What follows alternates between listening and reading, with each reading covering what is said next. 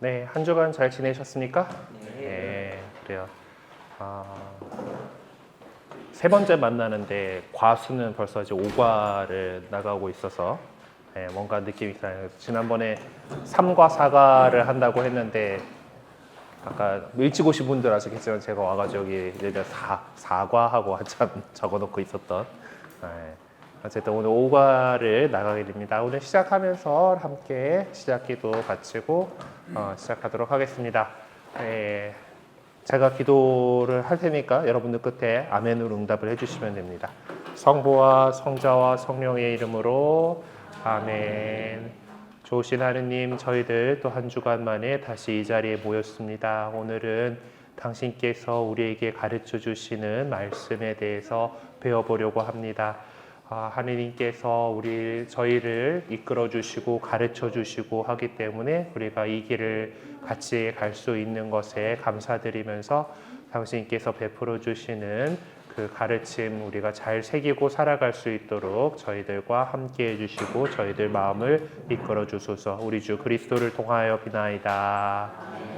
성부와 성자와 성령의 이름으로 아멘. 네, 오늘은 이제 5과 성경이란 무엇인가를 이렇게 공부를 하려고 합니다. 네, 우리 천주교회는 그리고 그리스도교회 그리고 일단 그리스도교회는 성경이라고 하는 경전을 가지고 있어요. 네, 성경이라고 하는 경전을 가지고 있습니다. 성경은 뭐 흔히 또 성서라고 쓰기도 해요. 어차피 글경자고 글서자니까 이제 우리를 갖다가 둘이 이제 성경을 이제 우리의 중심, 핵심 하느님의 가르침으로서 받아들이고 이렇게 그걸 살아가려고 하고 있어요. 성경에는 하느님께서 어떤 분이신가, 그리고 하느님과 우리 인간의 관계는 어떤 것인가 이런 정말 그리고 인간은 어디에서 참된 행복을 찾을 것인가 같은 우리가 살아가는 데 있어서 정말 기본적이고 의무심장한 질문들에 대한 답을 우리에게 들려줍니다. 그래서 여러분들이 이제 그 예비자 교리를 마치고 또한 이제 신자가 된 다음에도 이 하느님의 말씀을 익히고 배우고 이렇게 살아가려고 하는 노력들을 계속해야 돼요. 그래서 우리 신앙의 중요한 원천인 성경에 대해서 이야기를 하려고 해요. 근데 아마 여러분들께서는 천주교회에 입문하기 전에도 성경에 대한 이야기들을 여러 가지 경로를 통해서 들으셨을 겁니다. 그렇죠? 왜냐하면은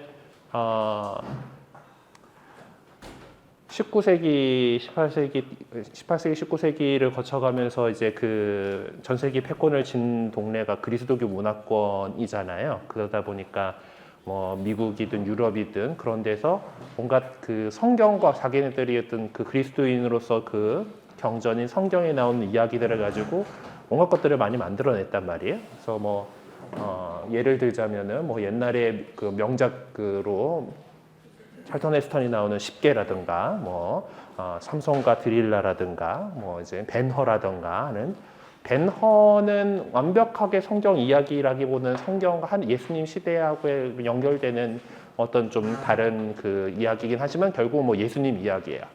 그렇죠?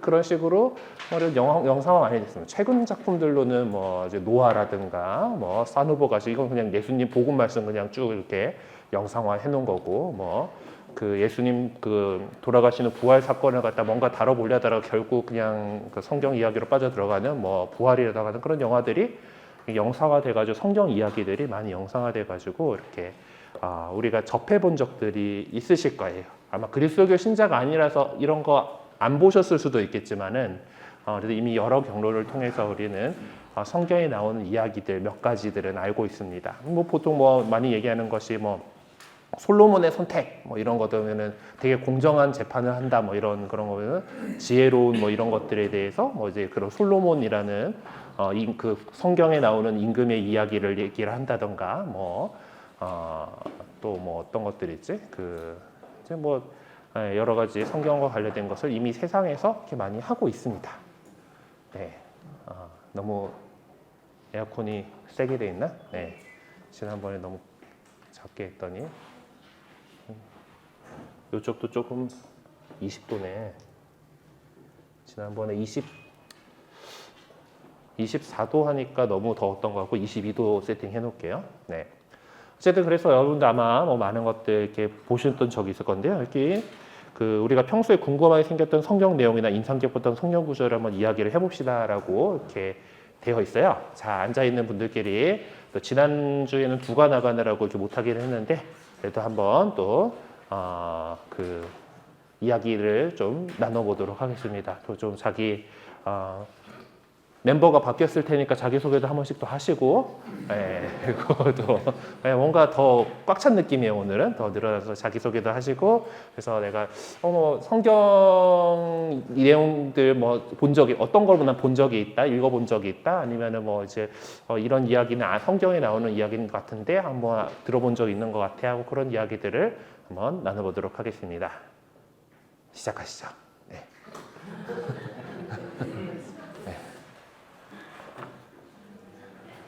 네, 그냥 일단 뭐 자기소개 하시고 서로 좀 인사 나누시고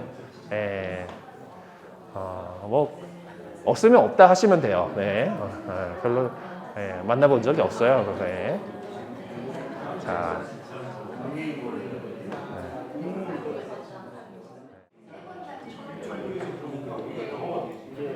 자, 혹시 시간이 더 필요하신 그룹 있으신가요? 얘기 안 하는데 시간이 더 필요하시다. 네, 종을 갖고 온다 해놓고 또 깜빡했어요, 진짜. 종 챙겨와야 되는데. 자, 뭐 여러 가지들 지금 살아오시면서 성경이 워낙 세계에서 가장 많이 인쇄된 책, 가장 많이 팔린 책이 또 성경이지 않습니까? 워낙 물론 번역본이 워낙 많다 보니까 판본들도 많고 그런 건데. 어쨌든 그렇기 때문에 우리가 막 어떤 경로로든 성경에 나오는 그런 이야기들을 이렇게 들어보신 적이 있으실 것 같아요. 자, 그러면은 오늘 이제 본격적으로 이 내용 들어가기 앞서서 교재 티모테오 후서 3장 15절에서 17절에 있는 말씀이 이제 오늘 말씀으로 나와 있는데 잘 들어보도록 합시다. 성경은 그리스도 예수님에 대한 믿음을 통하여 구원을 얻는 지혜를 그대에게 줄 수 있습니다. 성경은 전부 하느님의 영감으로 쓰인 것으로 가르치고 꾸짖고 바로잡고 의롭게 살도록 교육하는 데 유익합니다. 그리하여 하느님의 사람이 온갖 선행을 한 능력을 갖춘 유능한 사람이 되게 해줍니다. 이거는 이제 신약 성경에서도 이제 바오로 사도가 티모테오라고 하는 사람에게 보낸 편지 가운데 있는 건데 이제 티모테오는 이제 바오로 사도의 제자였어요. 그래서 그 지역 교회를 이끌고 나갈 지도자로서 그 사람에게 교회의 지도자로서 성경을 잘 읽고 또 그것을 중요성을 이야기하는 그런 내용이 오늘 나왔습니다. 자, 그러면은 오늘 이제 내용들 한번 좀 살펴보도록 할게요. 첫째 시간에 천주교는 계시 종교다라고 말씀드린 적이 있죠. 기억나시나요? 네, 그냥 사람이 이렇게 어떤 생각해가지고 한 것이 아니라 하느님 쪽에서 우리에게 보여주시고 가르쳐 주셔가지고 성립된 종교라고 말씀을 드렸을 겁니다. 그래서 그 하느님께서 우리에게 당신을 드러내 보여주시고 가르쳐 주시는 두 가지 중요한 원천이 있어요. 일단 계시에 대해서 다시 한번 복습을 하죠. 계시는 이렇게 쓰는 거 지난번에 봤을 거고 열개자에다가 보일 시자로 해가지고 하느님께서 당신을 드러내서 열어서 보여주는 것을 얘기를 한다 그랬어요. 이거는 이제 영어로는 revelation이라고 쓰는데요. 이 단어는 revelation을 갖다가 한번 좀 일단 계시라는 단어를 국어사전에서 찾아보면 명사로 깨우쳐 보여줌. 그냥 일반적인 언어로서 깨우쳐 보여줌이라는 뜻이 있고 종교 언어로서 용어로서 사람의 지혜로는 알 수 없는 진리를 신이 가르쳐 줘서 알게 해준다. 그런 것으로 표준 국어 대사전에 그렇게 실려 있습니다. 어쨌든 이 종교 용어로서 하느님께서 신이 가르쳐 줘서 알게 해준다라는 그거는 지금 이 리빌레이션을 갖다가 이 깨우쳐 보여줌이라는 계시로 한자 문화권에서 번역을 한 건데요. 이 리벨레이션이라고 하는 것을 풀어보면은 이렇게 풀어볼 수가 있어요. 리는 뭔가 거꾸로 왜 예전에 우리 테이프 쓰던 시절에 보면은 쭉 들은 다음에 오토 리버스 되는 애들이면은 그냥 괜찮은데 리와인드 해갖고 이렇게 해야 되잖아요. 그 뒤로 뭐 다시 뭐 이렇게 뭔가 그 하는 것을 리라는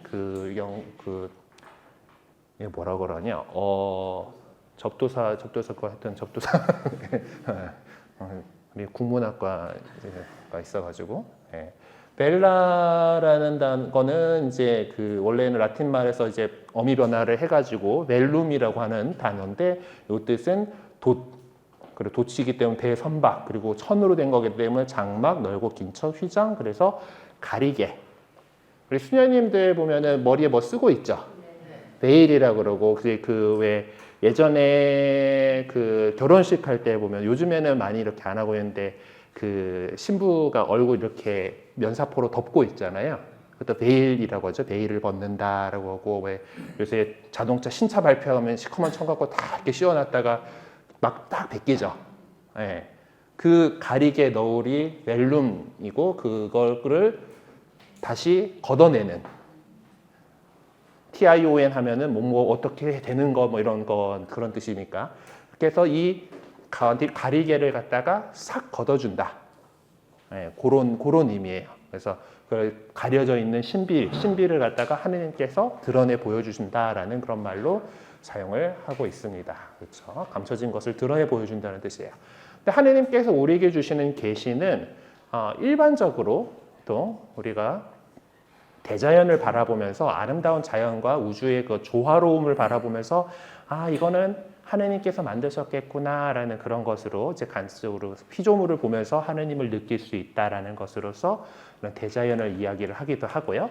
우리 마음에 양심을 심어주신 것, 하느님께서 어떤 분이 이렇게 올바르게 우리 양심을 주셨는가. 이런 것들은 사실 조금 일반적인 우리가 경험을 통해서 이렇게 할 수 있는 건데 정말 하느님 쪽에서 우리에게 주신 것으로 보는 것이 바로 하느님 말씀이 담겨져 있는 성경과 그리고 우리 교회 공동체를 통해서 전해져 내려오는 거룩한 전통인 성전을 이야기를 합니다. 그래서 천주교는 성경과 성전을 모두 똑같이 하느님 계시의 원천으로서 삼고 있습니다. 네. 천주교는 하고 강조를 하는 이유는 안타깝게 우리 갈라진 형제인 개신교가 이 전통을 박차고 나갔기 때문이에요. 오직 성경만으로라는 캐치프레이즈를 가지고서 종교개혁을 일으켰기 때문에 우리 천주교는 성경과 성전을 똑같이 하느님 계시의 원천으로 이렇게 삼고 있습니다. 그리고 성경은 이제 성령의 영감을 받아서 문자로 기록된 하느님의 말씀이고 성전은 성경에 기록된 것 그 이외에 그리스도와 성령께서 사도들에게 맡기신 하느님의 말씀으로 교회 공동체를 통해서 교회의 살아있는 전승 안에서 이렇게 보존되고 있어요. 그러니까 그 성경이 먼저냐 성전이 먼저냐라는 문제가 있는데요. 성경 있다가 보면 성경은 여러 가지 작품들이 함께 모여 있는 전집이에요.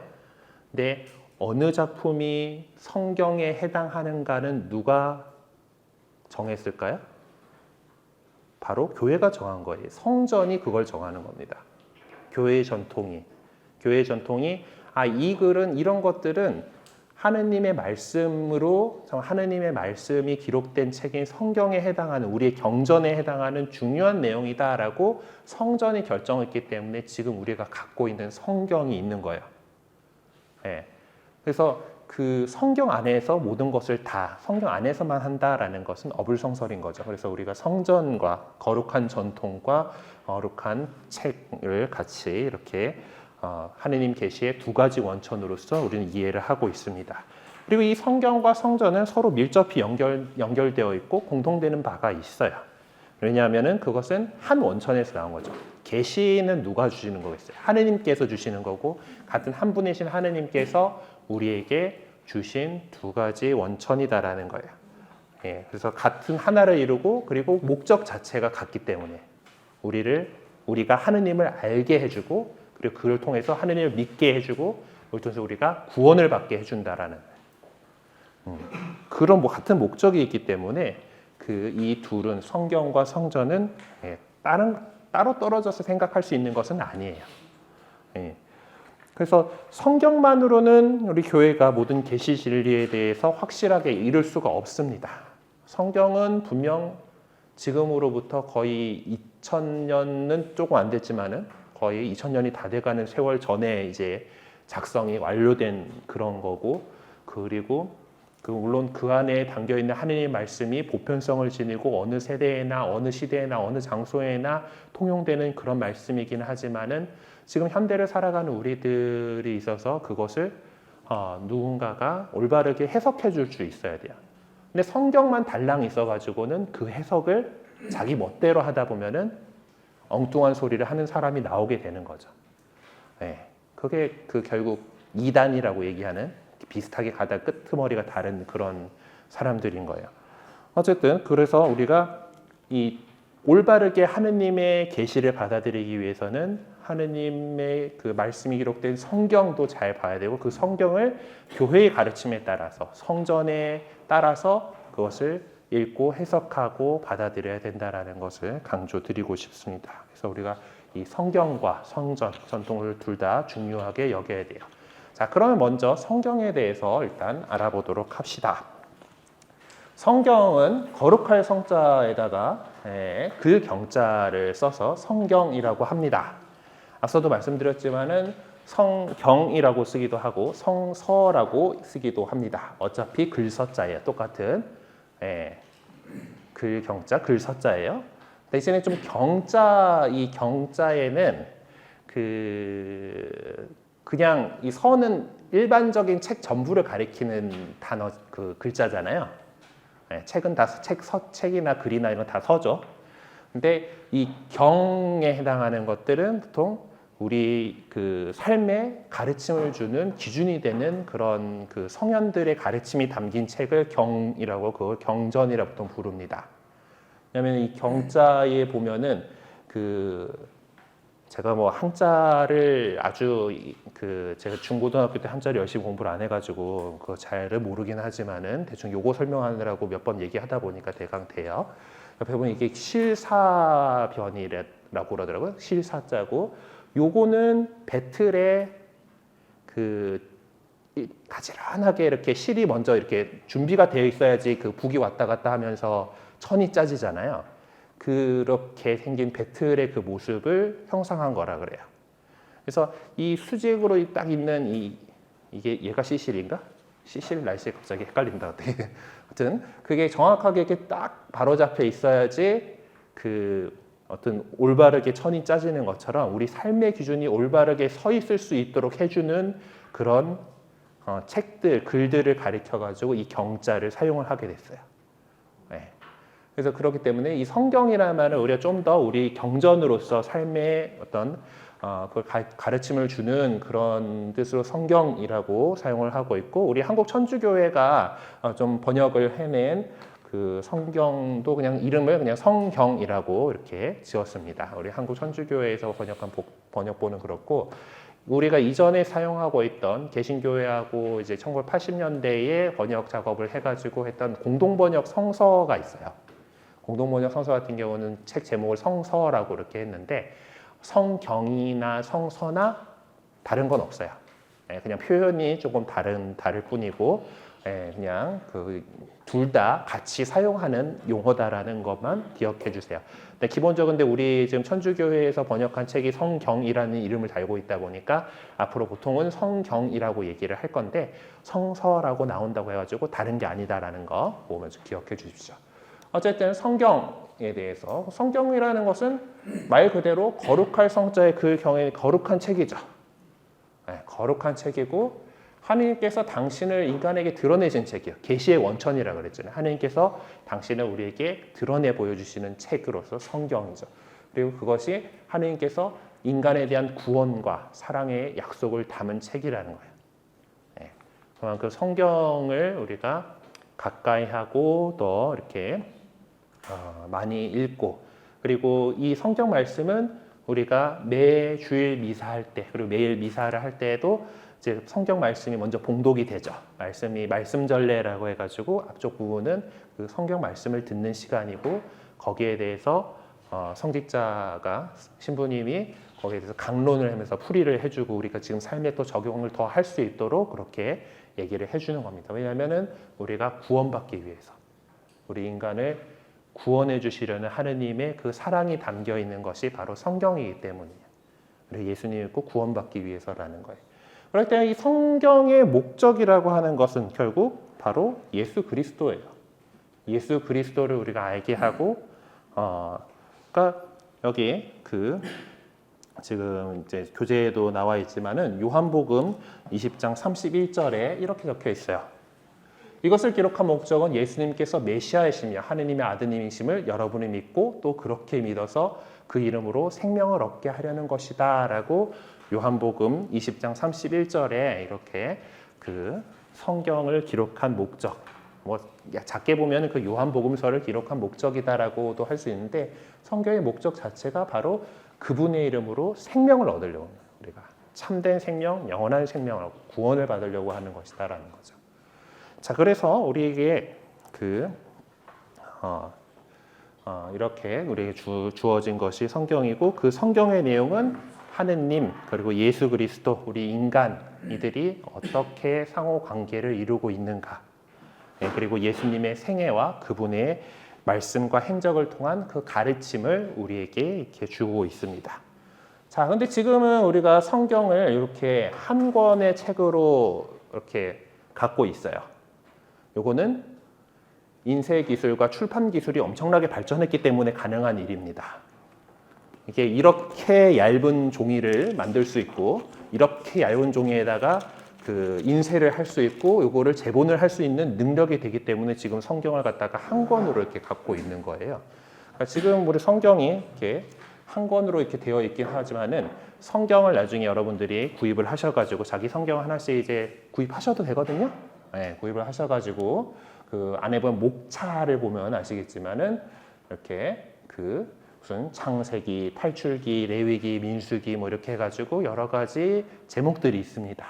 이게 원래 각각 다 하나 이상의 두루마리들로 이루어져 있던 거예요. 원래 이 책이라고 하는 이 발명품이 인류가 이 발명품을 만들어내기 이전까지 문자를 기록하기 위한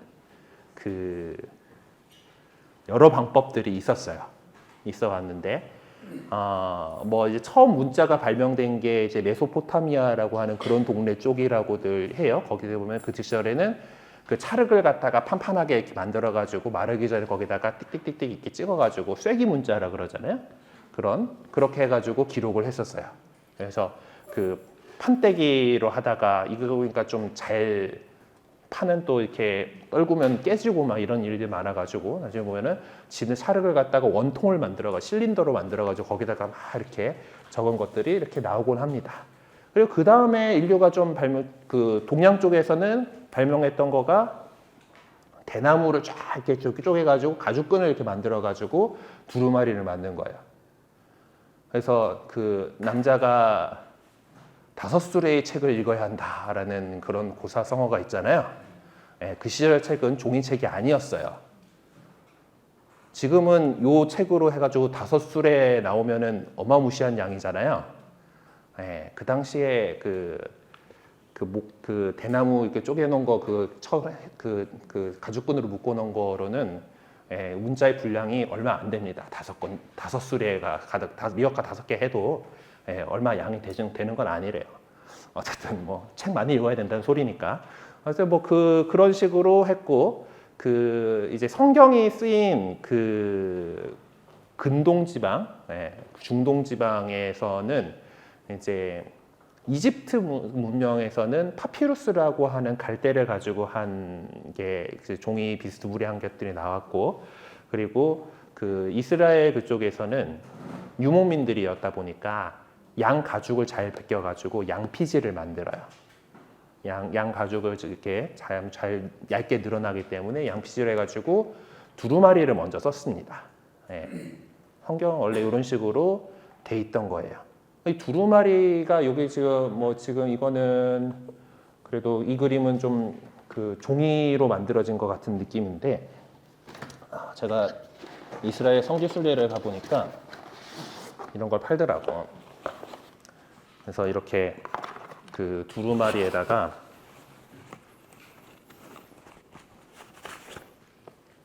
요거는 그래도 종이로 만든 두루마리예요.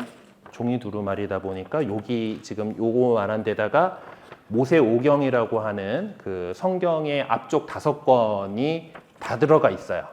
그리고 이제 이런 식으로 글자가 이렇게 있는데 제가 봐도 뭔 내용인지 하나도 모르겠죠. 저도 봐도 몰라요, 그냥.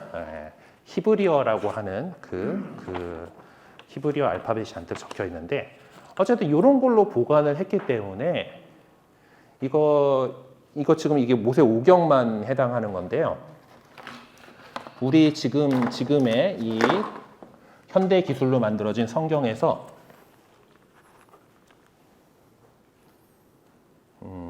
보자, 여호수아 신명기 딱 요만큼입니다. 요만큼이에요. 저 두루마리에 들어있는 내용이. 네. 그러니까 지금 기술의 발전으로 이렇게 책 한 권으로 하고 있지만은 옛날부터 원래 이렇게 여러 그걸로 돼 있고 지금 이것도 종이로 돼 있으니까 저기에 5권이 들어가 있지. 양피지 같은 걸로 했으면은 이따시만한 그거에다 묵직한 그거에다가 이렇게 한 권도 안 들어갈 때도 있고 뭐 그랬을 거예요. 그러니까 저장 매체의 발달로 인해 가지고 지금은 한 권인데 여러 권으로 이렇게 돼 있는 책입니다. 책 여러 권이다라는 얘기가 나왔으니까 아까 시작하기 전에 막 이게 하다가 질문 나온 것 중에 하나가 그 천주교의 구약성경 권 개수하고 개신교에서 얘기하는 구약성경 그 권수가 좀 달라요. 그거는 조금 더 이따가 얘기를 해야겠다. 지금 그거는 기억은 하고 있을게요. 지금 다른 얘기를 더 한 다음에 그거가 성경의 어떤 번역하는 과정 안에서 이렇게 생겨난 문제이기 때문에 그 이야기 때문에 뭐 좀 그렇습니다. 일단 성경은 하느님께서 직접 써주시진 않았어요. 하느님께서 어떤 사람들을 선택하셔가지고 사람의 손으로 그 글을 적었습니다. 대신에 그 글을 영감을 주죠. 이거는 이제 내가 어느 복음사가 그림이었는지 모르겠지만은 하여튼 복음을 쓴 분의 성화를 이렇게 하는데 옆에서 천사가 날개가 달려 있죠. 천사가 딱 이렇게 해가지고 자 이렇게 쓰세요 하고 이렇게 지금 책을 이렇게 해가지고 열심히 쓰고 있다라고 하는 건데 어쨌든 그렇게 표현한 하느님께서 영감을 주셔가지고 그걸로 하느님의 말씀을 적었다라는 것을 이렇게 표현을 하느라고 이렇게 되어 있는데 하지만 어쨌든 사람이 적은 거예요. 사람이 적은 거다 보니까 어떤 한계성들이 있습니다. 이제 제일 많이 이렇게 되는 것들이 이제 세계관이라든가 이제 여러분들이 창세기를 읽었을 때 막 이제 세상에 물이 한가득 이렇게 있다가 이렇게 그 하늘 밑에 물과 하늘 위의 물로 뭐 갈라지고 뭐 궁창이 있고 뭐 이런 그러니까 옛날 사람들의 한계 때문에 어쩔 수 없는 그런 세계관들이 이렇게 드러나요. 네, 지금 우리야 이제 그 인공위성도 띄워가지고 지구는 둥글고 확실히 않고 우리가 그 지구가 태양을 공전하고 이제 자전하기 때문에 이제 이 밤낮이 이렇게 바뀌고 하는 것들을 다 알고 있지만은 성경을 쓰던 그 시절에는 그런 거 몰랐단 말이에요. 그리고 성경은 기본적으로 신앙을 전해주기 위한 책이지 역사적 사실이나 과학을 전하려고 하는 책은 아니란 말이에요. 그러다 보니까 어떤 지금 과학하고는 조금 이렇게 맞지 않는 듯한 그런 부분들이 분명히 있습니다. 하지만은 그 안에서 우리에게 주시려고 하는 하느님의 뜻은 우리를 구원으로 이끌고 그 안에서 우리가 살아가는 데 필요한 진리를 얻게 하시려는 그런 것이기 때문에 그게 뭐 과학적이지 않아 뭐 이러면서 배척할 필요는 없다라는 거예요. 예. 그래서 성경은 비록 인간의 손으로 쓰여진 책이지만 하느님께서 인간의 지성과 의지를 움직이셔서 당신에 대한 신앙을 바탕으로 쓰게 하신 거룩한 책이다라는 거예요. 그래서 그렇기 때문에 직접 쓴 사람은 성경 저자들이 여러 저자들이 있을 거고 그리고 보면은 예전부터 좀 한 저자가 썼을 것이다라고 생각하는 것도 요즘 이제 학자들이 열심히 연구를 해보니까 뭐 말투가 어떻게 다르고 해서 아마 편집된 거다 뭐 이런 것들에 대해서 연구를 엄청나게 했어요. 네, 이런 내용들은 여러분들께서 영세 받으시고 세례 받으시고 난 다음에 이제 좀 더 이제 성경 공부를 하실 수 있는 기회들이 있습니다. 이제 끝날 부분에 성경 공부가 어떤 것들이 있는지도 한번 좀 말씀을 드리도록 할게요. 네. 자, 이렇게 해가지고 적혀 있고, 그래서 하느님의 뜻에 따라서 하느님께서 원저자는 그래서 하느님이시다. 그래서 하느님의 뜻에 따라서 그 당시에 성경 저자들이 이제 여러 가지 문학적 형식을 이용해서 인간 구원의 역사를 기록한 것이 바로 성경이다라는 것을 기억해 주세요. 자, 성경에는 보면은 구약 성경이 있고 신약 성경이 있습니다. 구약이면 뭐 있어요? 옛날 약속. 신약이면 새로운 약속이죠. 언약 약속이에요. 그래서 예수님께서 오시고 난 이후를 신약, 새롭게 계약을 맺어주셨다. 그래서 신약이라고 하고, 그 전에 계약을 갖다가 옛날 계약이라 가지고 구약이라고 했어요. 원래는 예수님 시대에는 성경에 쓰면 뭘 가르쳤겠어요? 지금의 구약 성경이 그냥 성경이었어요. 자, 근데 예수님께서 활동하시고 우리를 위해서 십자가에 못 박혀 돌아가시고 이제 뭐 나중에 그런 것들을 다 자세하게 배우겠지만은 그렇게 하시고 이제 부활하시고 승천하셔가지고 제자들에게 이제 이 일들을 맡기시면서 그 예수님께서 십자가에서 이루신 그것이 새로운 계약의 제사였구나라는 것을 제자들이 알게 되고 그것을 기록한 것이 신약 성경이에요. 그럼 그 앞에 앞서서 구약 성경에 대해서부터 먼저 알아보도록 합시다. 구약 성경은 하느님께서 이스라엘 민족을 통해서 이루셨던 인간 구원의 역사를 기록한 책입니다. 지금은 우리가 전 세계 모든 백성이 하느님께서 창조하시고 우리가 하느님의 백성으로서 이 자리에 이렇게 모여 있는 것이지만은 하느님께서 처음부터 세상 모든 사람들에게 당신을 드러내셨던 것은 아니에요.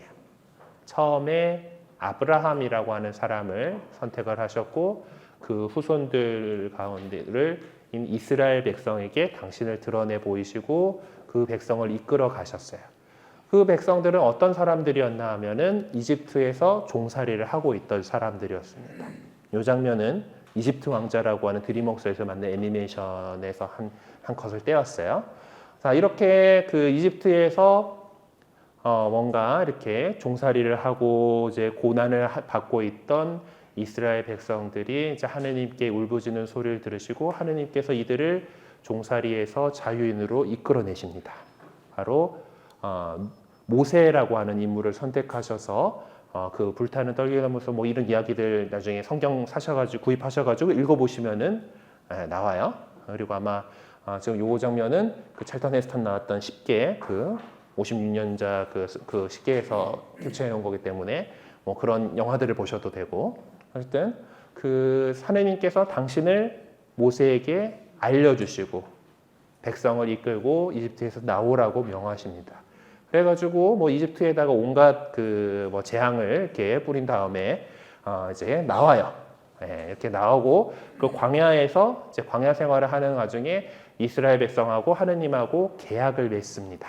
그것이 이제 하는 그 10계명을 주시고 너희가 나의 백성이 되고 내 계명을 따라 산다면은 나는 너희에게 약속된 땅을 주겠다라는 것이 계약의 골자예요. 예비자 교리에서 이렇게 얘기를 해야 될지 모르겠지만은 결국 계약을 하면은 내 뜻대로 잘 이렇게 따라주고 나의 백성이 되고 나만 섬기고 이러면은 땅 줄게, 잘 살 수 있게 해줄게가 이제 그 약속이죠. 하나님하고 약속이에요. 신약도 이 구조로 보면은 별 다를 바는 없습니다. 이스라엘 백성에게 자 약속된 땅, 지금 뭐 가나안, 팔레스티나라고 불리는 그 땅 줄게가 이제 하느님의 첫 번째 계약이었다라고 하면은 지금 신약에서는 우리가 하느님의 백성이 되고 그렇게 되면은 하느님 나라를 차지하게 될 것이다. 결국 그냥 까놓고 얘기하면 땅 줄게 분양권인가? 네, 어쨌든 그래서 하느님의 뜻에 따라서 이렇게 살고 그렇게 하느님의 백성이 되면은 우리가 그 지금 신약에서의 계약은 참된 영원한 삶과 하느님 나라는 참된 행복이 있는 그곳을 간다, 구원받는다라는 그런 계약인 거예요. 하느님하고 하느님 백성하고 그런 계약을 맺었던 거예요. 네, 그래서 나는 너희와 함께 살아가면서 너희의 하느님이 되고 너희는 나의 백성이 될 것이다 라는 말씀으로 요약할 수가 있습니다. 그럼 이렇게 해가지고 계약을 맺은 하느님의 백성이 어떻게 살아갔느냐가 바로 구약 성경의 내용이에요. 그러면서 그들을 하느님께서 어떻게 사랑으로 이끌어 가셨는가, 그 이야기입니다. 이스라엘 사람들이 하느님 말 잘 듣고 잘 살았을까요?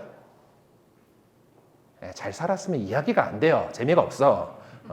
가다 살다가 이제 배신도 때리고 한눈도 팔고 저기 옆 동네 신도 이렇게 들여다보고, 그러니까 바람 피우듯이, 거의 막장 드라마의 뭐 이제 그런 것들이 구약 성경 안에서 펼쳐집니다.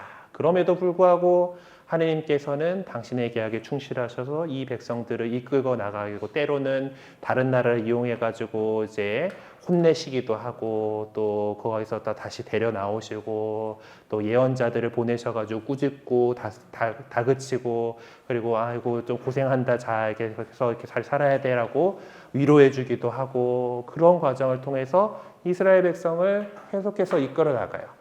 그래서 구약 성경을 보게 되면은 이 이스라엘 사람들의 어떤 뭐 종교적인 거라든가 어떤 법률적인 것들 그리고 뭐 종교적인 뭐 이거는 이제 중간에 나오는 성막을 어떻게 하느님 집을 어떻게 지어라라고 하는 것들을 갖다가 상상도 거기 성경에 나온 것 같고 이제 상상도를 만든 건데 이런 종교적인 것들이라든가 어떻게 뭐 살고 문화적 이런 관습들 이런 것들을 이렇게 담겨 있습니다. 하지만 뭐 이런 것들 뭐 역사, 문화, 종교 뭐 이런 것들이 뭐 있긴 하지만은 그것보다 가장 중요한 것은 하느님께서 이스라엘 백성을 통해서 인류 가운데에서 계획하시는 실현하시려는 그 계획이 무엇인가? 하느님 백성은 어떻게 살아야 하는지 하느님과 하느님 백성 사이에 맺은 그 계약을 통해서 우리가 밝혀줘요. 여기 적어놓은 보여준 띄워놓은 그림은 이제 십계명을 뭐 이렇게 십계명판을 뭐 모양을 내 가지고 어디 벽에다 붙여놓은 것 같아요. 이제 다 지금까지 원래 원본이 전해지고 있지는 않습니다. 어쨌든 돌판에다가 하느님께서 십계명을 이렇게 새겨 주셔가지고 그것을 뭐 계약궤에다가 보존을 하고 뭐 이렇게 했었는데 다 없어졌어요. 중간에 뭐 이스라엘 백성들이 잘못 살아가지고 다른 나라한테 멸망당하고 하는 일들이 여러 차례 있었기 때문에 어쨌든 그렇게 해가지고 이스라엘 민족을 이렇게 잘 데리고 맺었던 계약 그리고 그걸 이끌어 나가셨던 하느님의 사랑을 우리가 느낄 수 있고 그 안에서 우리가 지금 예수 그리스도를 우리가 바라보고 가고 있는 거잖아요. 예수님께서 어떤 식으로 이제 이미 그 구약에서 예견이 되어 있는가? 하느님께서 이렇게 이끌고 가셨던 것들이 이렇게 결국 예수 그리스도를 통해서 어떻게 이루어지는가 이런 것들을 우리가 보게 됩니다. 그래서 구약 성경에는 이제 이렇게 크게 나누어 보면은 구약 성경에 여러 책들이 있는데 이 책들 가운데에서 첫 번째 자리를 차지하는 것은 오경이라고 하는 5가지 경전이에요. 율법이라고도 하고요. 지금도 유대인들 이스라엘 사람들이 이제 예수님을 그리스도로 안 받아들이고 여전히 이제 하느님 믿는다고 살고 있는 것이 유대교거든요. 그 안에서 그 유대교들 안에서도 이 오경이 가장 중요한 성경이에요.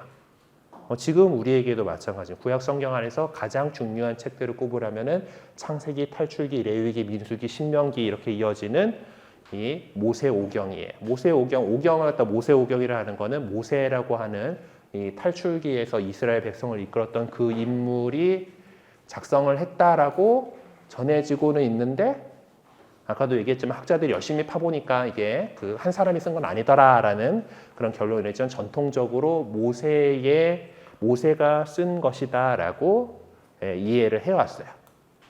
그래서 세상이 어떻게 만들어졌는지, 이스라엘 사람들이 어떻게 이집트의 종살이에서 탈출을 했는지, 그리고 이제 광야에 나와가지고 이제 하느님께 제사 지내는 것들은 어떻게 했는지. 그리고 살다 보니까 이제 이 백성들의 숫자가 어떻게 되는지 민수기 백성들의 숫자 센 거예요.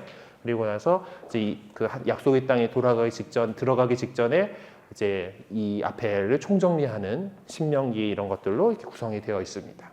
자, 그리고 오경의 시대가 끝나면은 이제 가나안 땅에 이제 정착을 하게 돼요. 약속된 땅에 정착을 하게 되는데 그것은 역사서 안에 이런 것들이 나옵니다. 그래서 여호수아라고 하는 사람이 이렇게 그 이스라엘 백성을 모세를 이어서 이스라엘 백성을 이끌고서 하나님께서 약속하신 그 땅을 차지하러 들어가고 그리고 그 안에서 또 자리 잡기 위해서 이제 얼마나 또 주변 그 민족들하고 치열하게 싸웠는지 이런 것들이 나오는 판관기 그리고 사무엘이라고 하는 판관이 이렇게 있는데 그 안에서 이 이스라엘의 왕정이 임금 이제 그 전까지는 어떤 부족 공동체 같은 느낌이었는데 이제 왕국을 이루게 돼요. 왕정이 어떤 식으로 생겨나게 됐는지 그리고 그 임금들이 어떻게 살았는지 열왕기 역대기 이런 것들이 있고 그리고 이 열왕기 역대기쯤 가다 보면은 이스라엘 사람들이 하나님 뜻대로 제대로 안 살았기 때문에 임금들도 막 이제 제대로 안 살고 그러다 보니까 망해요. 네. 그래서 그 북쪽에는 이제 여기도 남북으로 분단이 돼가지고 그렇게 살다가 북쪽이 먼저 아시리아라는 나라에 망하고 남쪽이 나중에 바빌론이라는 나라에 망해요. 그러고 나서 그 나중에 이제 그 페르시아가 이제 바빌론을 이제 점령을 하면서 페르시아는 또 그 정책이 관대했거든. 그 영화 300이라는 영화 보신 적 있어요? 300? 보신 분들도 있을 건데 그게 페르시아하고 그리스하고 전쟁 붙은 거 이야기잖아요.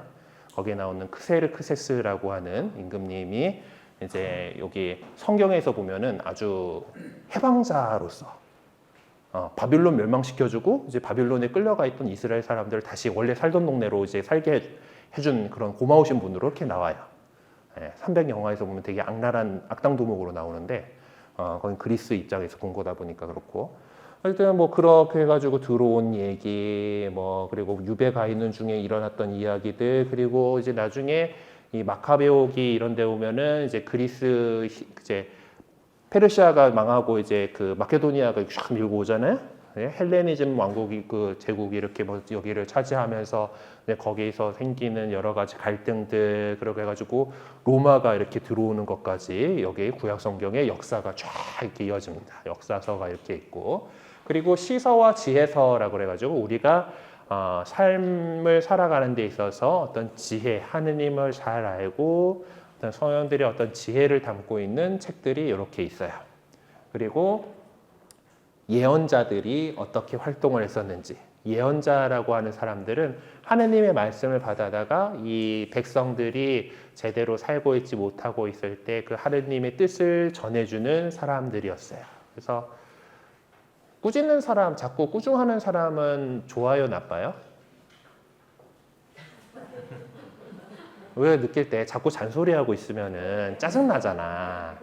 그래서 이스라엘 사람들도 이 예언자들이 입 바른 소리 계속 하고 있으니까 짜증나죠. 그래서 예언자들이 많이 박해를 받고 죽기도 하고 뭐 이런 이야기들이 있어요. 어쨌든 뭐 그런 속에서 하느님께서 그 사람들에게 바라시는 그런 것들을 이렇게 전해주던 예언자들의 이야기가 뒤에 이렇게 쫙 나옵니다. 그래서 이제 우리 천주교에서는 이 구약 성경을 46권의 구약 성경, 이거 다 세면 46권이에요. 46권의 구약 성경이 있다고 봐요. 근데 아까 얘기하다가 나왔던 그 개신교는 39권으로 보거든요. 7권의 차이가 나요.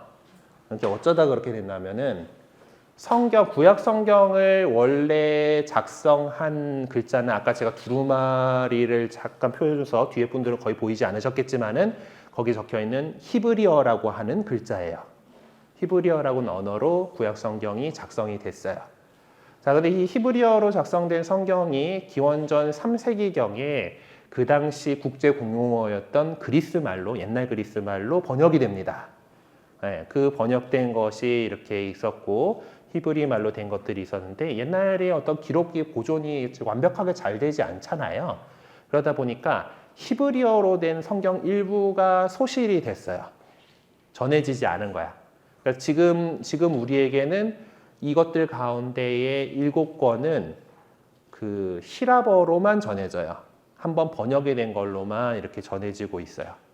근데 우리 그리스도교가 이제 그 이스라엘에서 이제 출발을 했지만은 세계로 이렇게 퍼져 나가면서 처음 초기 그리스도인들이 사용했던 성경은 당연히 그 번역해 놓은 그리스말 성경이었겠죠. 그래서 46권이 있는 채로 이게 그것이 이제 라틴 말로 번역돼 가지고 이렇게 잘 사용을 해오고 이렇게 있다가 이렇게 왔는데 그 개신교 운동을 종교개혁 운동을 시작한 마르틴 루터라고 하는 신부가 있어요. 천주교 신부였어요. 신부고 이 사람은 성서학자였습니다. 그 대학에서 성경을 가르치던 사람이에요. 학자들은 번역본보다는 원문을 좋아하죠. 네. 그래서 이 루터가 이제 가르쳐 나오면서 이제 성경에 해당하는 것은 히브리어로 전해지고 있는 것만 성경이다라고 해버린 거예요. 네. 사실 그 전에 유대교에서도 자기네들 성경 목록을 확정 지을 때 그때 히브리어로 전해지고 있는 39권을 그 성경이다라고 했어요. 그걸 받아들여 가지고 개신교는 히라버로 그리스어로 작성되어 있는 것들에 대해서는 성경에서 빼버렸어요. 그래가지고 구약 성경의 권수가 차이가 나요. 이런 자세한 이야기는 나중에 성경을 더 많이 공부하실 때 또 이렇게 들으실 수가 있습니다. 네, 오늘 뭐 요 정도만 하고 이것도 자세하게 얘기하면 한도 끝도 없어요. 네. 어쨌든 구약 성경이 이렇게 구성이 되고요. 이제 신약 성경을 살펴보도록 하죠. 자, 하느님께서는 이 구약 안에서도 이미 구원자를 구세주를 보내주실 것을 그 복음을 우리에게 주셨어요. 우리 성당 저 앞쪽에 있는 유리화인데 이제 창세기에 나오는 이야기를 그 유리화로 그린 거예요. 요거는 제목은 낙원에서 쫓겨나는 거예요. 첫 인류인 아담과 하와가 범죄를 하고 나서 하느님이 이제 에덴 동산에서 이들을 쫓아내는데 쫓아내면서 가죽옷을 해 입히시고 그리고 이제 그 하면서 중요한 약속을 합니다. 이제 여자하고 뱀하고가 이제 그 뱀이 꼬셔가지고 이제 선악과를 따먹게 해갖고 이제 인류가 타락했다라는 이야기가 거기 전해지고 있는데 그 너희 후손과 그 여자의 후손 사이에 적개심을 불러일으킬 터이니 이제 여자의 후손, 그러니까 너는 여자의 후손의 발뒤꿈치를 그 깨물려고 하다가 머리가 깨질 거다라는 그런 얘기가 나와요. 뱀이 악을 좀 상징하게 되거든요. 그래서 그 악을 이기고 세상을 그 사람들을 인간을 구원하시겠다라는 하느님의 의지가 벌써 그 세상 처음에 그 이야기부터 이렇게 나오고 있다라는 거예요. 그리고 계속해서 정말 그 이스라엘이 그 국가를 잘 유지를 하다가 다윗 임금 뭐 다윗 왕가를 잘 유지를 하다가 뭐 여러 나라에 망하잖아요. 그렇죠? 아시리아한테도 망하고 바빌론한테도 망하고 이제 그렇게 해가지고 그런 어려움을 살고 있던 와중에 이스라엘을 다시 구원할 메시아, 기름 부음 받은 이에 대한 그리스도에 대한 그 희망이 구약 성경 안에 이렇게 나타나게 됩니다. 네. 그래서 그것이 결국 이루어진 것이 우리 그리스도인들은 나자렛 사람 예수님께서 태어나신 것이다라고 생각을 하는 거예요. 이제 우리 그 성전에 가 보시면은 제대 유리와 요 반대쪽에 보면 이제 신약의 내용들이 있거든요. 제대를 이렇게 바라보고 제대 바라보고 아까 그쪽은 이쪽에 이렇게 있으면은 요 그림은 요쪽에 그 해설자 있는 쪽에 있어요. 그래서 예수님께서 이 세상에 하느님께서 사람이 되셔 이 세상에 오셨고 그리고 십자가에서의 제사를 통해서 그 새로운 계약을 이루셨어요. 계약이라고 하는 거 이거 왜 계약이라고 하냐면은 성경에서 이렇게 보시게 되면은 어떤 계약을 맺을 때 하느님께 제사를 지내요. 그래서 제물인 짐승을 잡아서 피를 흘리거든요. 피를 받아가지고 제단 주위에 막 뿌리고 뭐 이렇게 하고 그 해가지고 그 반토막을 내가지고 이렇게 놓고 그걸 불살르고 그래서 히브리어에서 계약을 맺다라고 하는 단어를 직역을 해버리면은 거기 사용하는 표현을 직역을 해보면은 계약을 가르다라고 해요. 제물을 반토막 내가지고 이렇게 했거든. 그래서 계약 어기면 욕골 날 거임 뭐 이런 그런 의미인데 이렇게 처참하게 죽을 거야 뭐 이런 건데 어쨌든 그렇게 해서 희생 제물을 바쳤었고 그리고 나중에 어떤 속죄의 의미로서도 제가 내가 사람이 죄를 지었으면은 죽을 죄를 졌으면은 죽어서 갚아야 되잖아요. 그런데 사람이 막 죽으면 안 되잖아요. 사람을 막 죽일 수는 없잖아요. 그래서 내 죄를 갖다가 제물이 될 짐승에다가 뒤집어 씌우고 그 짐승을 잡아서 피를 흘렸어요. 옛날 그 구약의 제사 방식이 그거예요.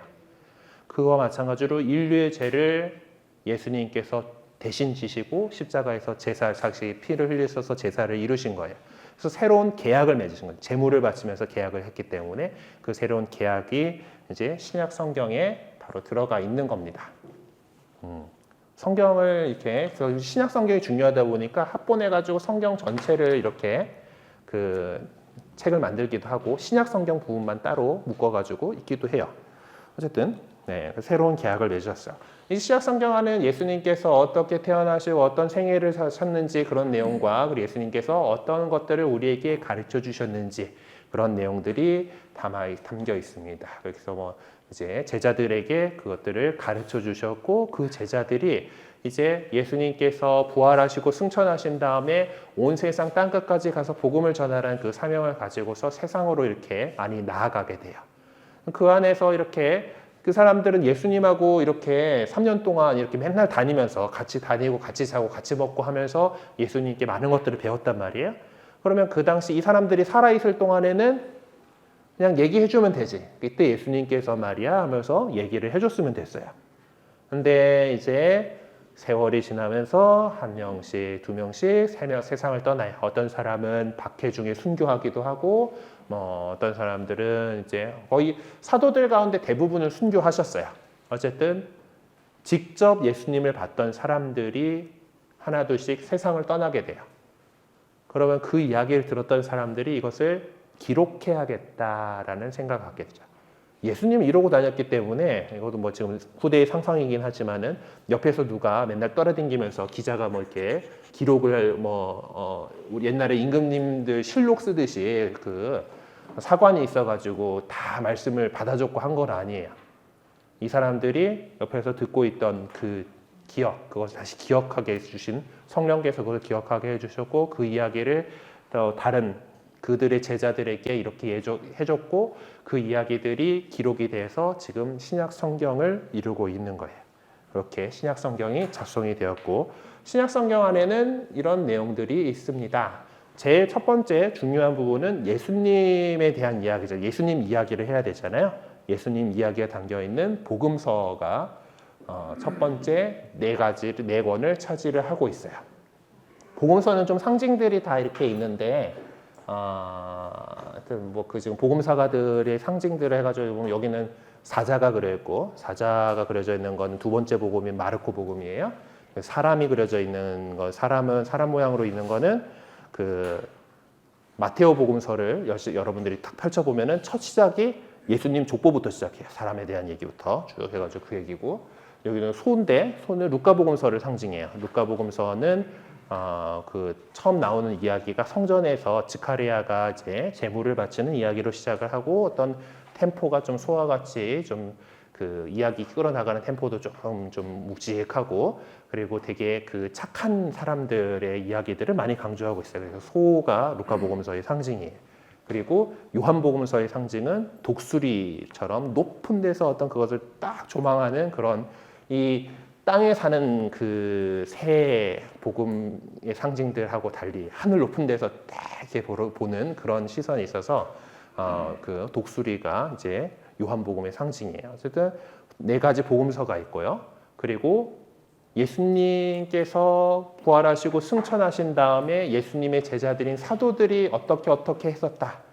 성령 강림으로부터 해가지고 이 사도들이 세상에서 어떻게 복음을 전했다라는 내용이 담겨져 있는 사도행전이 그 다음에 이어집니다.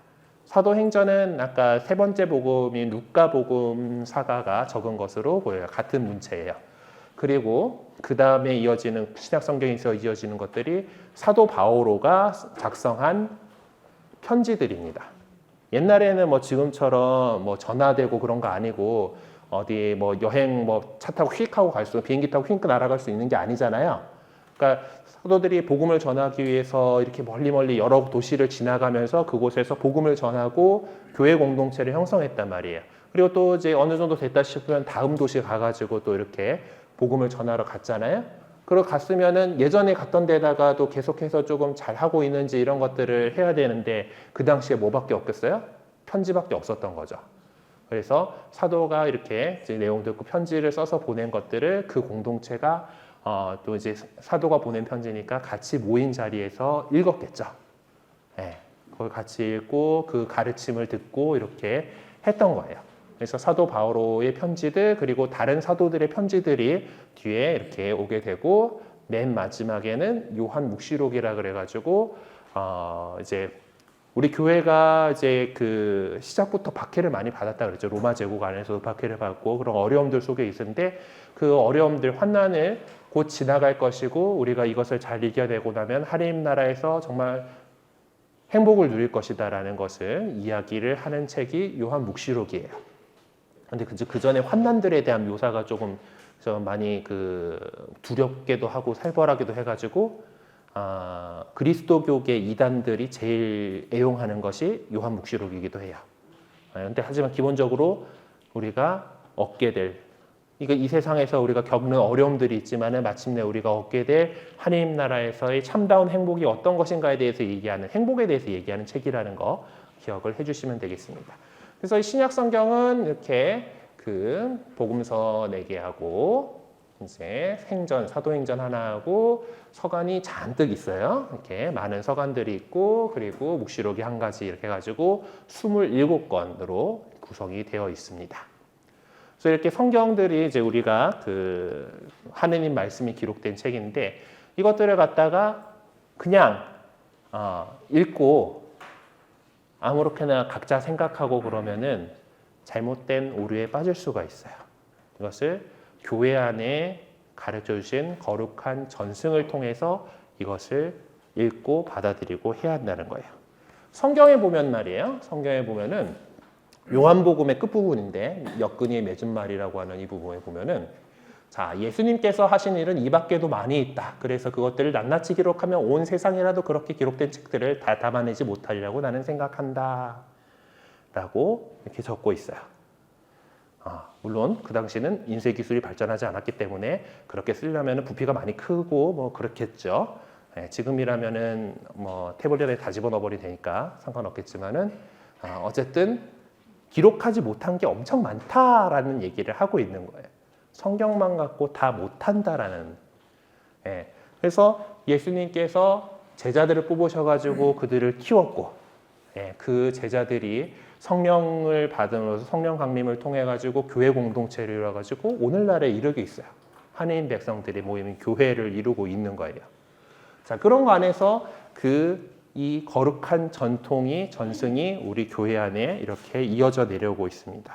그리고 그것들도 역시 우리 인간은 잘 기록을 해놓으려고 하잖아요. 기록 문화가 있기 때문에 그것도 역시 기록이 됐어요.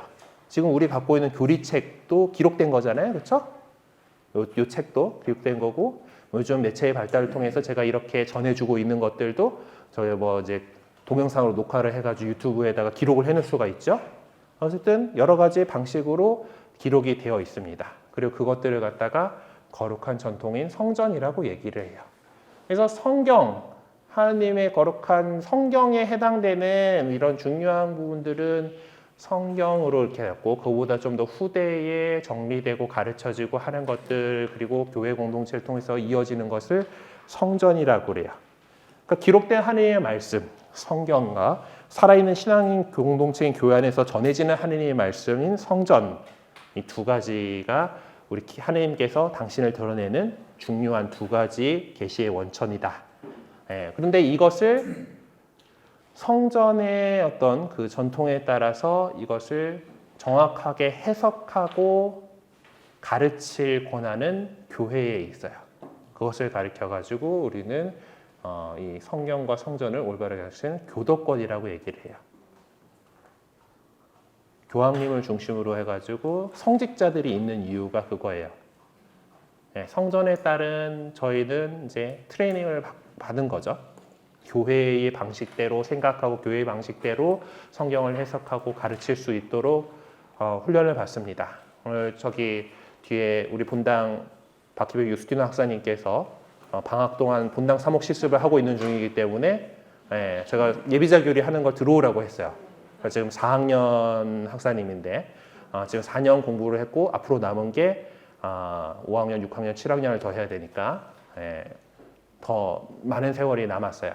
그리고 이제 그런 과정들 안에서 우리가 사제로서 살아갈 수 있도록 교회의 가르침, 뭐 여러 가지 신학, 성서, 뭐 윤리, 뭐 이런 뭐 많은 부분들에 대해서 공부를 합니다.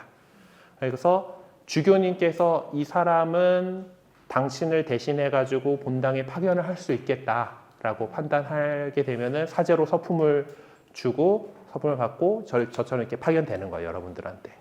그래서 교회의 가르침을 올바르게, 교회의 가르침, 교도권을 올바르게 수행할 수 있도록 저희 그 성직자들을 직무로서 사제직을 수행하는 사람들을 이렇게 세우신 거죠. 예수님께서 제자들이 되게 많았거든요. 그 가운데서 12의 사도를 뽑아가지고 그들의 특별히 가르침을 주고 그들을 중심으로 해가지고 교회를 건설하신 그 구조 그대로 지금 그 사도들의 후계자인 주교님께서 당신의 협조자인 저희 사제들을 뽑아가지고 교육시켜가지고 이 교도권을 행사하도록 한 거예요. 그래서 여러분들한테 제가 이렇게 교리를 가르치고 그리고 제가 이 교도권을 행사하는 가장 중요한 순간이 뭔가 하면은 미사 시간에 하는 강론이에요. 그날 독서 말씀, 복음 말씀을 가지고 우리가 살아가는 이 세상에서 어떻게 이 하나님의 말씀을 잘 이해할 수 있도록 이렇게 해석해주고 가르쳐주고 하는 역할을 교도권이 갖고 있어요. 그래서 이 성경과 교도권 사실 성전에 의해서 이렇게 이루어지는 것이고 이 성전이든 성경이든 그것을 이 세상에서 올바르게 하느님의 뜻에 맞게 해석할 수 있도록 이렇게 하는 교회의 중요한 직무입니다. 그래서 이 성경과 성전과 교도권은 어느 하나가 없으면 다른 것이 성립될 수 없는 것이고 각각 고유한 방법으로 한 성령의 작용 안에서 영혼들의 구원을 위해서 밀접하게 결합되어 있는 그런 것입니다. 그래서 이 세 가지 성경과 성전, 특별히 이 두 가지가 중요한 거고 이 성전에 속해 있는 교도권이 이 성경과 성전을 해석하고 올바르게 이끌어 나가도록 하고 있어요. 정리해 봅시다. 하느님 구원 약속에 대해서 인간이 알아들을 수 있는 문자로 기록된 성경은 하느님께서 어떤 분이시고 인간을 얼마나 사랑하시는지를 말해주는 그런 것이에요. 우리는 성경에서 인간에 대한 하느님의 사랑했던 신비스러운 뜻과 인생의 의미, 우리 삶의 길을 발견할 수 있습니다. 있으세요. 저도 발견을 했으니까 이러고 있겠죠? 장가도 안 가고. 그래서 우리는 성경에서 그래서 교회에 살아있는 전통의 성전을 통해서 또 성경 말씀을 우리가 올바르게 이해해야 하는 거죠.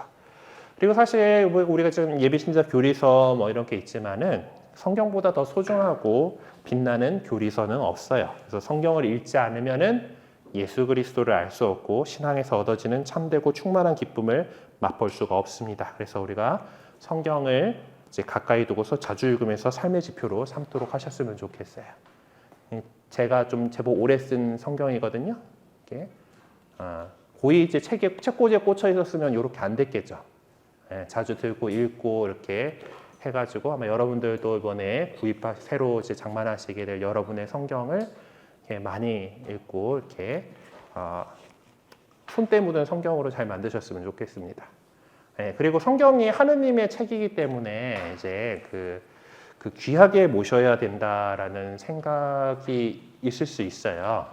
물론 그렇게 귀하게 모셔야 되기도 해가지고 제가 박스를 하나 들고 왔죠. 온갖 종류의 성경들이 다 있어요. 지금 얘기할 거 제일 밑에 깔려 있는데 보자.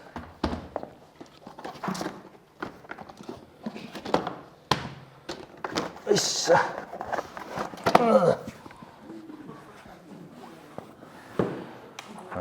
또 성경이 아주 이제 하나님의 말씀이라서 우리가 이제 아주 이제 고상하게 이렇게 커버를 딱 해가지고 이렇게 하기도 해요. 이거는 이제 하나님 말씀이니까 이제 해서 사실 이것도 좀 보급형이라서 껍데기만 60만 원짜리긴 한데요. 이제 이게 안에 있는 성경 빼고 요 껍데기 건데 정말 이제 예술 장정하는 거 있잖아요. 그러니까 정말 여기다가 더 이제 화려하게 이거는 뭐 프레스 갖고 찍은 거라서 60만 원에 맞출 수 있는 물건이지만은 이제 더 이제 화려하게 보석도 받고 이제 손으로 그린 그 성화하고 뭐 이렇게 해가지고 아주 거룩한 책으로서의 그 품위를 마구마구 들어높이는 그런 풍습도 있어요. 하지만은 여러분들께서 성경을 읽을 때 이런 그 전래용 장식용으로 구입하시는 게 아니거든요. 그래서 그 자주 이렇게 보시면서 하나님 말씀을 묵상하고 맛들일 수 있도록 자주 사용을 하시고 어떤 부분들이 내가 뭔가 이 부분이 마음에 와닿는 것 같아. 밑줄 그으셔도 돼요. 메모하셔도 되고 이렇게 해가지고 사용하셔도 돼요. 왜냐하면은 이거는 하느님께서 오히려 그렇게 열심히 공부하는 걸 더 좋아하시지 그냥 이거를 책꽂이에 잘 모셔놓고 이렇게 애지중지하는 거를 좋아하시진 않으실 거예요. 그래서 많이 읽고 또 이렇게 낙서도 하셔도 되고요. 그리고 또 본격적으로 공부를 하신다라고 한다라면은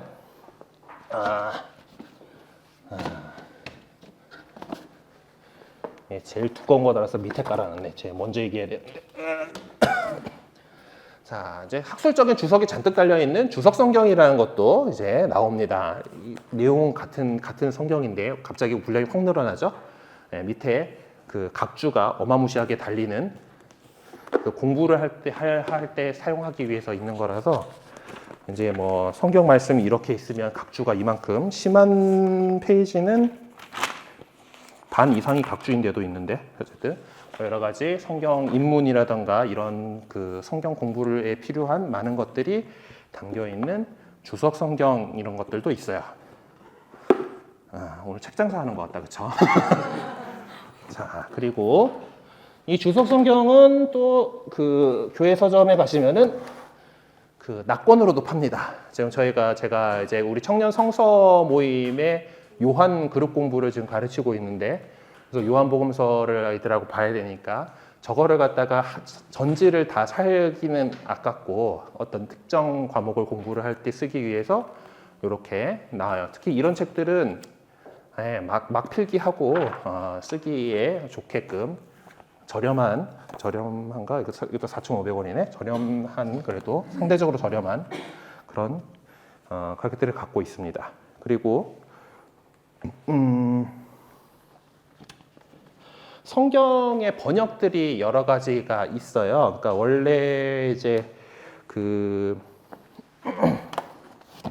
구약 성경은 아까 히브리어라는 언어로 적혀 있다 그랬죠. 그리고 신약 성경은 히라버라고 하는 언어로 적혀 있어요.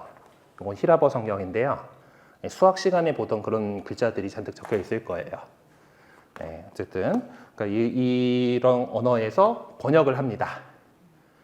번역을 하기 때문에 우리말로 된 번역에서도 여러 가지 판본들이 있어요. 그래서 지금 우리 천주교회에서 공식적으로 전례랑 뭐 이제 여러 가지 성경 공부에 사용하고 있는 것이 한국 천주교 주교회의에서 나온 성경이에요. 그 지금 여러분들 교리책도 거기서 나온 거죠. 한국 천주교 주교회의라고 우리나라에 있는 교구들의 교구장 주교님들의 연합체가 있어요. 이 안에서 우리나라 한국의 천주교에 대해서 이렇게 하고 있고요. 예전에 우리 천주교회가 사용하고 있던 이거는 공동번역 성서인데 이거 신구약 합본인데 되게 얇죠. 안타깝게도 개신교 신자들이 그 성경을 더 자주 접하고 열심히 보기 때문에 개신교가 책 찍어내는 능력이 더 뛰어나요.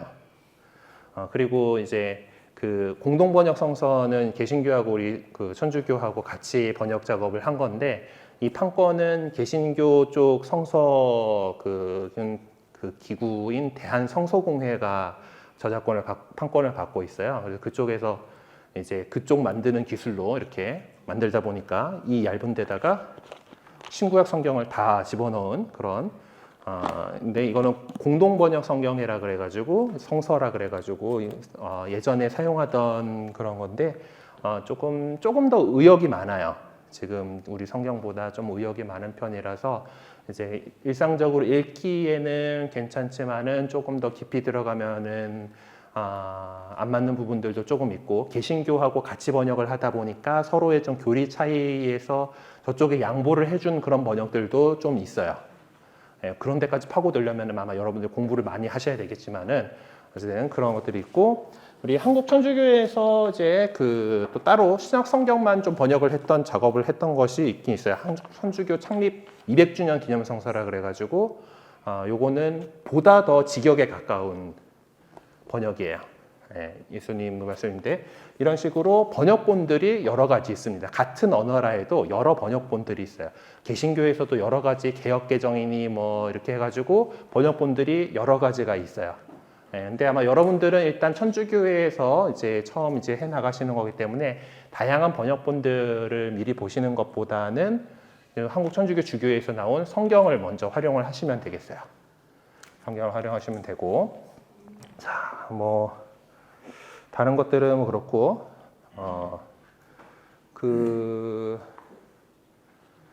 요 성경들이 여러 가지 판본들이 나와 있기 때문에 성경에서 어디를 우리가 보세요라고 할 때는 장절이라는 개념을 사용해요. 성경의 권장절이라는 개념을 사용해요.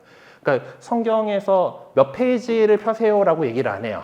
왜냐하면은 갖고 있는 판본들이 다 다르기 때문에 그래요. 그러니까 만약에 우리 한국 천주교 주교회에서 나온 판본인데 얘 같은 경우는 2단으로 구성되어 있어요.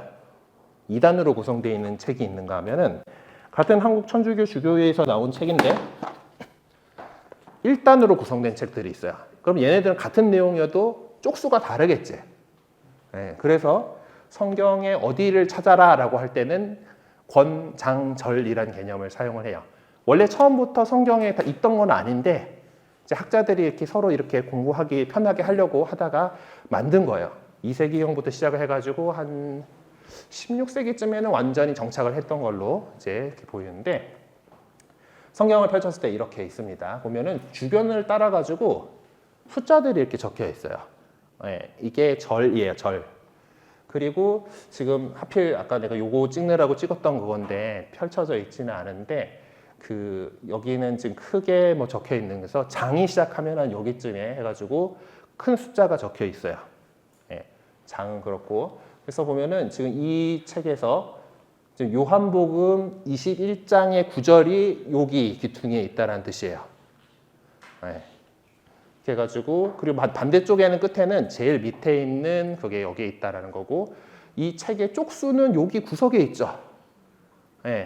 페이지 수는 있기는 있는데 안 쓰니까 우리가 성경을 찾을 때 이 페이지 수로 찾지를 않기 때문에 페이지 수는 그냥 안쪽에 그냥 구석에 있어요.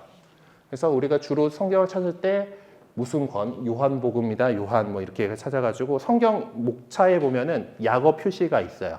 그래서 이제 하시다 보면 계속 찾아보시다 보면은 이 약어 표현도 익숙해지실 거고, 그렇게 해서 돼 있는데, 천주교에는 2글자짜리로 이 약어를 표시를 하고요. 개신교에 다녔었던 분들은 혹시 아시겠지만 거기는 한 글자로 약어를 표시를 해요. 조금은 약간 전통에 좀 차이가 있긴 있는데, 그래서 그것들도 이제 성경 공부를 하시다 보면은 성서 쪽에서는 또 개신교 쪽 책들도 많이 활용을 하기 때문에 이제 뭐 그런 것들은 나중에 더 열심히 공부를 하시게 되면은 맞닥뜨리게 되는 부분이니까 아마 그때쯤 되면은 개신교 용어로 딱 봐도 어디구나 그냥 감 와요. 그래서 무슨 어디 장절 이렇게 표시되어 있는 것들은 이런 식으로 이제 찾아가실 수 있도록 이렇게 되어 있습니다. 왜냐하면 뭐 이렇게 책으로 출판된 것들, 뭐 독일어, 영어, 뭐 온갖 그것들도 있는 데다가, 그리고 요즘에는 이런 스마트 디바이스들이 잘 돼 있잖아요. 이런 데도 성경 프로그램들이 있습니다. 예, 그래서 여기서 성경을 찾는다 그러면은 페이지 같은 개념 없잖아요. 장절로 찾아 나가야 되는 거죠.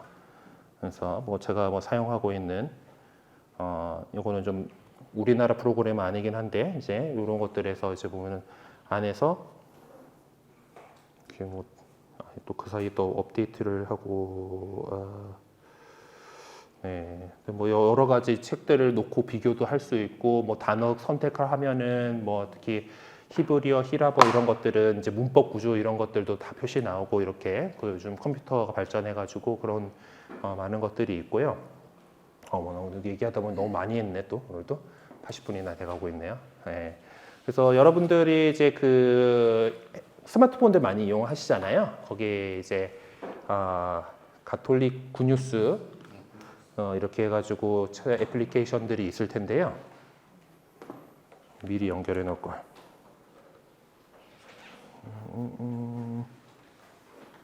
따라라라. HDMI 4번에 연결했나 3번에 연결했나.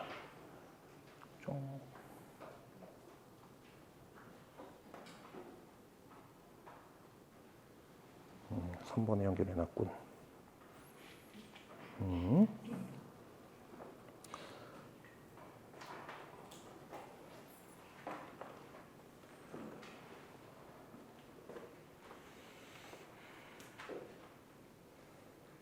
자자자.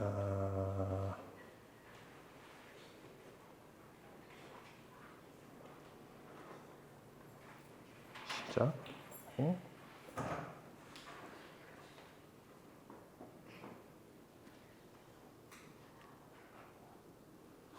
미리 생각하고 좀 해놨어야 되는데.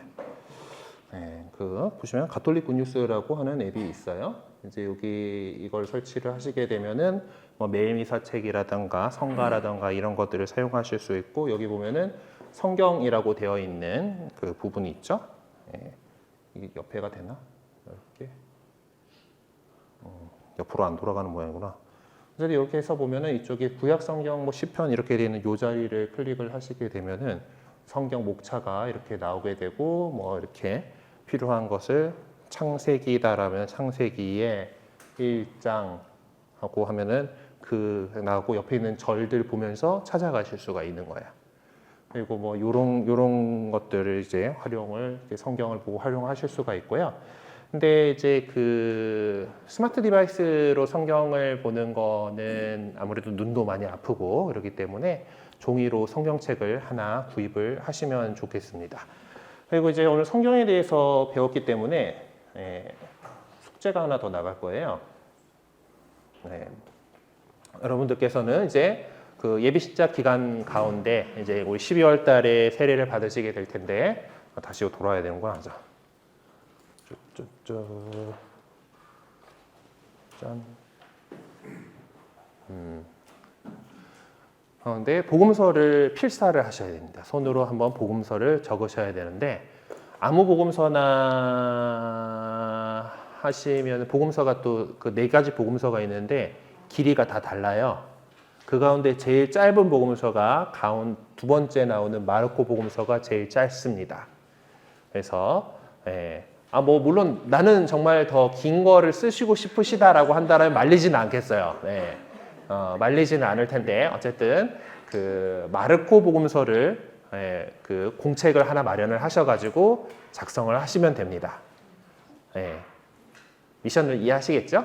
성경을 하나 구입을 하시고 성경책을 놓고 짬짬이 이 성경 복음 말씀을 필사를 해보세요. 마르코 복음서는 밥만 먹고 쓰면은 한 이틀이면 쓰기는 쓰는데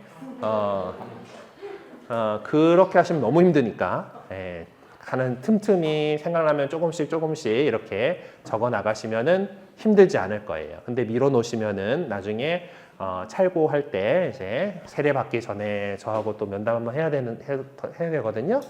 그때 검사해야 되는데 막 닥쳐가지고 하시려면 많이 힘드니까 미리미리 이렇게 하시고, 11월 마지막 그 주일까지는 한번 좀 마무리를 지으실 수 있도록 목표를 잡고서 해보셨으면 좋겠습니다. 잘 하실 수 있을 거라고 생각해요. 네, 그래요. 오늘 또 이것저것 설명을 제가 하다 보니까 또 흥분해가지고 교재에 있는 것보다 더 많이 자세하게 해버려가지고 시간을 또 넘겨버렸네요. 죄송하고요. 그리고 중간에 뭐 이제 그 아까 개신교하고 천주교의 그 권수 차이 나는 거라든가 이런 것들 이야기도 좀 나오고 해가지고 그랬고, 성경 공부는 이제 여러분들이 이제 그 세례 받으시고 난 다음에 여러 가지 성경 공부 프로그램을 참여하실 수가 있어요. 우리 본당 안에서는 성서 100주간이라 그래가지고 한 3년 정도 걸쳐가지고 100주간 동안에 이제 매주 이렇게 모여가지고 성경을 전체를 한번 다 읽고 공부하는 프로그램들이 운영이 되고 있고요. 아까 제가 얘기했던 청년 성서 모임들하고 가톨릭 성서 모임이 우리 본당은 좀 지금 잘 만들어져 있지는 않은데 이제는 그런 것들은 이제 그 창세기, 탈출기, 마르코, 요한 뭐 이런 것들을 가면서 서로 이제 그 성경 내용을 바탕으로 나눔을 할 수 있도록 이렇게 구성이 되어 있습니다. 그리고 유튜브 제 채널 들어와 보셨던 분들은 혹시 발견하셨을지 모르겠는데 저는 교구의 성서 못자리라고 하는 성경 프로그램 강사로 활동을 하고 있어요. 거기 강좌들도 거기 제 채널에 올라가 있기는 있는데요. 거기는 월요일 날 명동성당에서 전체 우리 신자들, 신자 아닌 분들도 뭐 오실 수는 있어요. 어쨌든 월요일 오전 10시부터 해가지고 한 12시 반까지 이렇게 프로그램이 있는데 이제 그렇다 보니까 이제 직장인 분들께서는 좀 이제 접근하시기가 어렵기는 해요. 지금 그건 그렇긴 한데 이제 그런 성경 프로그램이 성서 못자리라고 하는 프로그램도 있고요. 그리고 통신으로 성서를 배울 수 있는 프로그램들이 있어요. 근데 일단 중요한 거는 아까 교도권 얘기를 말씀드렸잖아요. 예, 성경 공부를 하시고자 하는 궁금하시고 그런 부분들이 분명히 있으실 거예요. 이제 특히 더 이제 하느님 알아가고 그러다 보면은 근데 그거를 노리고 들어오는 사람들이 이제 있습니다. 예, 뭐 지금 신천지 예수 증거 장막 성전이라든가 하는 그런 데들이 성경 공부를 하자고 접근을 해요. 그래서 여러분들이 만약에 혹시 성경 공부를 하고 싶다라고 할 때에 이것이 가톨릭 교회에서 운영하고 있는 건지를 확인을 하셔야 돼요. 그러니까 기본적으로 우리 교회에서 운영하고 있는 성경 공부 프로그램들은 성당 밖에서 하지 않습니다. 어디 뭐 카페나 어느 집이나 뭐 이상한 그 제목도 없는 교육관이나 이런 데서 하지 않아요. 네, 적어도 확실하게 천주교에서 운영하는 데구나 알 수 있는 그런 곳에서 수업을 합니다. 그래서 여러분들께서 혹시 이렇게 하다가 어떤 그런 호기심 때문에 성경 공부를 하자라는 권유를 받았을 때 일단 성당에서 하는 것인가를 확인을 하셔야 돼요. 네, 그 따라가게 되면은 모르겠어요. 되게 좀 쉬운 길일 수도 있어요. 되게 뭔가 왠지 명쾌하게 뭔가를 가르쳐줘요. 근데 사실 성경에 있는 내용이 그렇게 딱딱 맞아떨리고 명쾌한 건 아니거든요. 신비의 영역들이 분명히 있기 때문에 그것들에 대해서 교회에서 올바르게 가르치는 대로 믿어야 되는데 뭔가 뭐 짝풀이 막 딱딱딱딱 맞아떨어지고 막 이런 것들로 얘기를 한단 말이에요. 네, 혹할 수가 있어요. 예, 개신교 목사들 가운데서도 뭐 많이 넘어갔고요. 예, 불우하게도 천주교 신부도 한 명 넘어가갖고 그런 사람이 있었어요.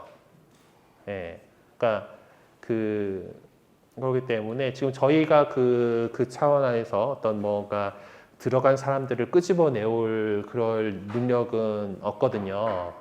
그런데 그런 이단에 빠지지 않으시려면은 성경에 대한 우리가 욕구가 있습니다. 하나님 말씀을 배우고 싶다는 욕구가 있는데 그것을 잘 이용하기 때문에 교회에서 우리 가톨릭 교회에서 하는 성경 공부 프로그램인지를 꼭 확인하시고 그 이상하다라고 하면은 가시면 안 돼요. 그래서 성경 프로그램들이 다 우리 성당 안에서 이루어진다라는 거 그거 한번 기억하시고 나중에 이제 공부를 하시기 위해서 도전을 하시더라도 그렇게 이렇게 성당 안에서 이루어지는 프로그램들을 활용을 해주시기 바랍니다. 우리 본당이 아니더라도 뭐 상관은 없기는 한데요. 예, 다 기본적으로 성당 안에서 이루어진다라는 거 꼭 기억해 주세요. 필요한 부분이다 보니까 잔소리가 많았는데 맞다 광고도 한다 그랬었지 맞아.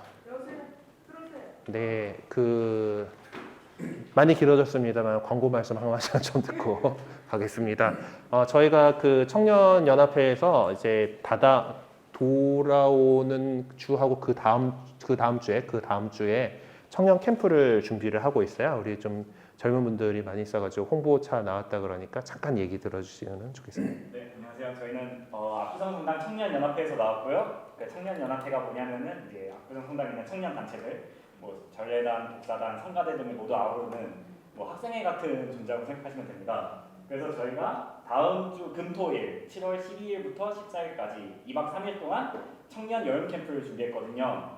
그래서 이제 여기 청년 예비자분들 많으신데 이제 청년 그 세대를 받고 나서 이제 청년 활동 어떻게 해야 할지 좀 모르실 것 같은데 이번 기회에 가셔서 이제 좀 이렇게 청년분들과 이제 친목을 도모하고 이제 여러 단체들에 대한 내용을 들으면은 이제 앞으로의 성당 생활과 이제 신앙 생활에 있어서 큰 도움이 될 것 같아서 홍보 나왔습니다. 네, 그래서 나중에 이제 오늘 이거 다 끝나고 저희 앞에서 대기하고 있을 테니까 캠프 참가하실 분들께서는 저희한테 말씀해 주시면 저희가 저희가 신청 접수를 받아 진행하도록 하겠습니다. 네, 감사합니다. 네, 20대 30대 환영합니다. 네. 네. 그래 감사합니다. 네, 오늘 또 많이 늦어가지고 좀 죄송한데 또 제가 하다 보면 또 많이 이럴 것 같습니다. 어쨌든 또 주님은 총 안에서 한 주간 기쁘게 살아가시도록 마친 기도 같이 하겠습니다. 성부와 성자와 성령의 이름으로 아멘. 네, 좋으신 주님, 오늘 당신께서 우리에게 당신을 가르쳐 주시는 계시에 대해서 배웠습니다. 이 하느님 당신께서 우리를 불러주시는 그 사랑에 감사드리면서 우리가 더욱 당신께 가까이 갈 수 있는 그런 계기가 될 수 있도록 이 시간 잘 이끌어 주심에 감사드리고 저희들과 늘 함께 해주소서. 영광이 성부와 성자와 성령께 처음과 같이 이제와 항상 영원히 아멘. 성부와 성자와 성령의 이름으로 아멘. 네, 수고 많으셨습니다.